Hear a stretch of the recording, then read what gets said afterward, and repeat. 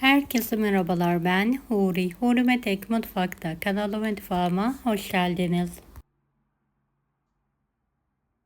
Evet, akşam çayına misafirlerim var. Sizler için kolay, pratik bir şekilde neler hazırlıyorum hepsini videolu olarak çektim.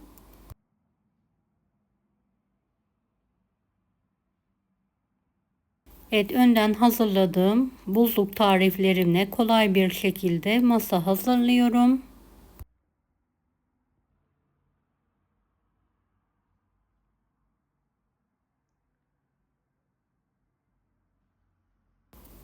Beni hangi ülkeden veya şehirden izliyorsunuz merak ediyorum. Yoruma yazarsanız sevinirim.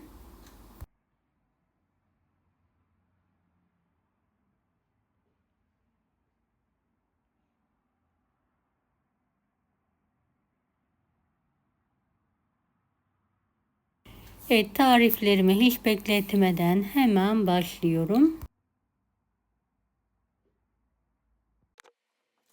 Buzluktan çıkardığım atom kurabiyem var. Buzlu bir şekilde poşetinden çıkardıktan sonra 160 dereceli alt üst fırının etrafını alarak pişirmeyi bırakıyorum. Evet, fırından çıkardım. Sıcakken birer yemek kaşığı pekmez gezdiriyorum.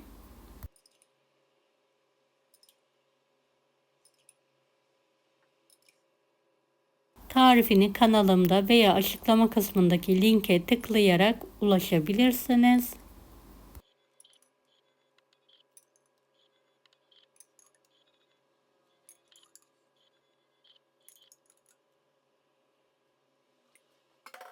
Evet, kurabiyeyi biraz dinlendirelim. Pekmezi çeksin.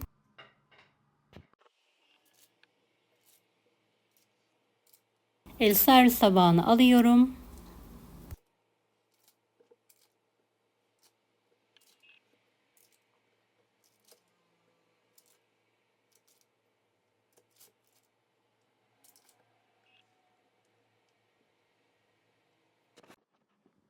Kurabiyem hazır. Evet, daha önce yaptığım buzluk böreğim var. Buzlu bir şekilde poşetini çıkartıyorum. Geniş bir tepsinin içine alıyorum.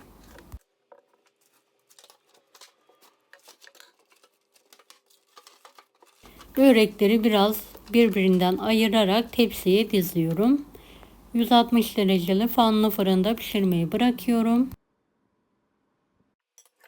Bir gün öncesinden hazırladığım baklavam var. Üzerine soğuk şerbeti biraz gezdiriyorum.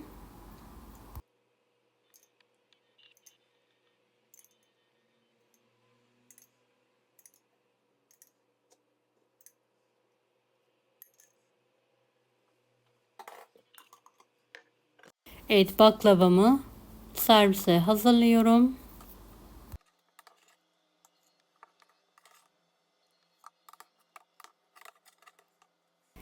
Tarifini açıklama kısmında linkten ulaşabilirsiniz.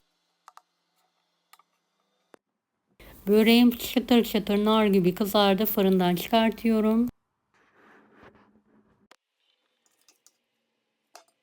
Ve servis tabağına alıyorum.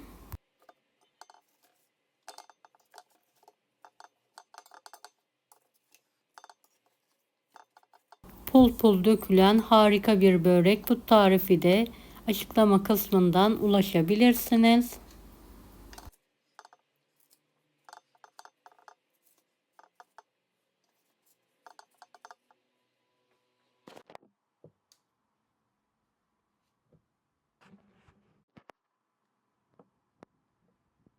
Evet, karpakya pastamın sosu için 200 gram sıvı kremayı şöyle biraz ısıtıyorum.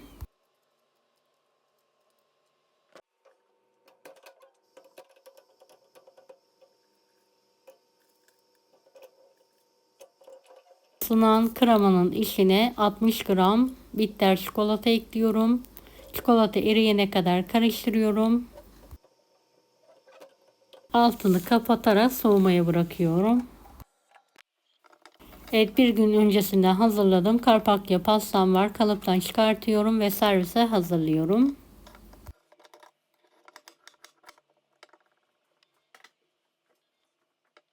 Tüm tariflerimi kanalımdan ulaşabilirsiniz.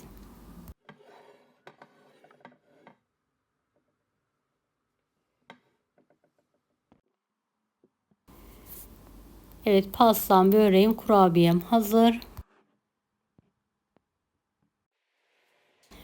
Masamı hazırlıyorum. 5 kişilik servis açıyorum.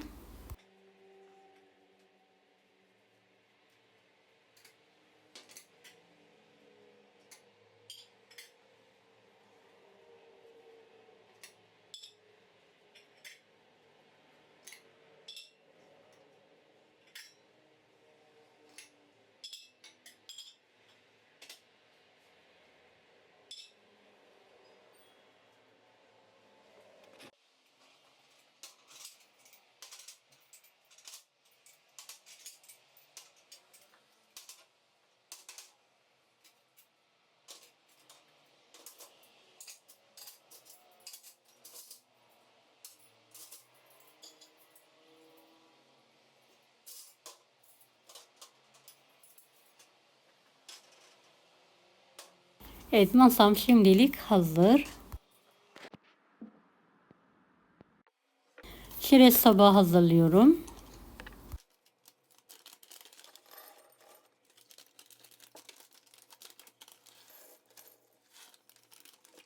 Çekirdek, kuru yemişler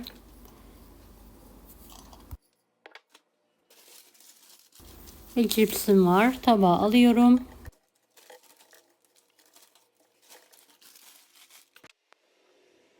Evet, hazırladıklarımı masaya tekrardan alıyorum.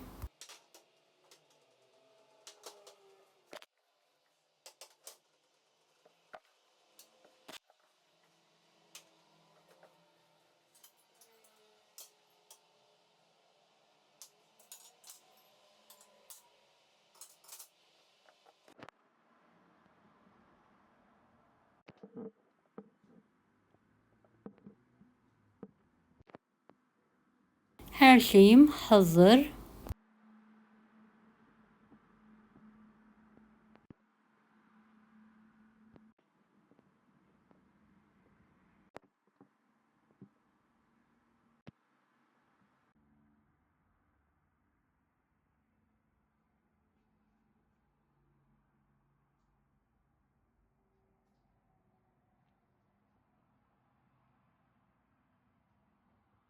Her birini şöyle yakından sizlere göstermek istiyorum.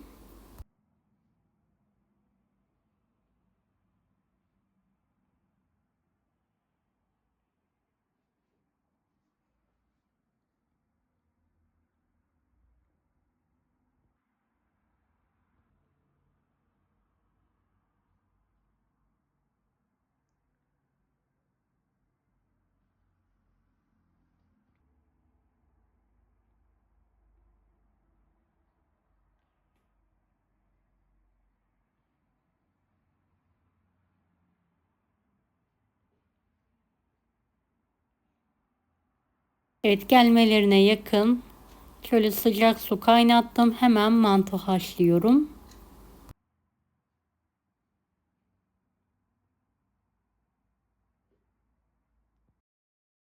Kaynar sıcak suya tuz, sıvı yağ atıyorum ve buzlu mantımı atarak kapağını kapatarak yumuşayana kadar haşlamaya bırakıyorum. Ara sıra karıştıralım. Küçük bir soslukta da tereyağı eritiyorum. Evet, ısıttım. Su böreğim var. Servis tabağına alıyorum. Böreklerimi tekrardan ısıttım. Biraz soğumuşlar.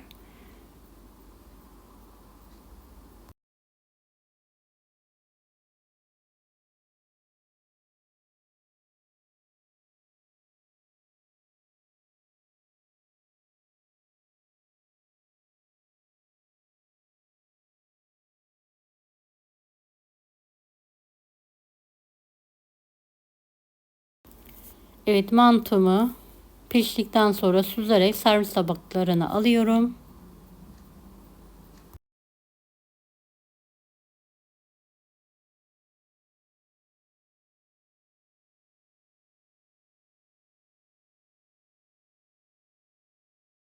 Bolca tereyağı gezdiriyorum, karıştırıyorum. Şöyle ilk sıcaklığı geçtikten sonra üzerine yoğurt sarımsaklı sosla gezdiriyorum.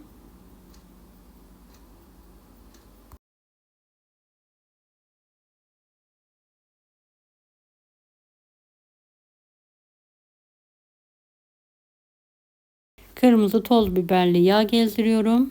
Mantım hazır. Evet, en son masam bu şekilde hazırdı. Deneyecek olan herkese şimdiden kolaylıklar dilerim. Allah'a emanet olun. Hoşça kalın.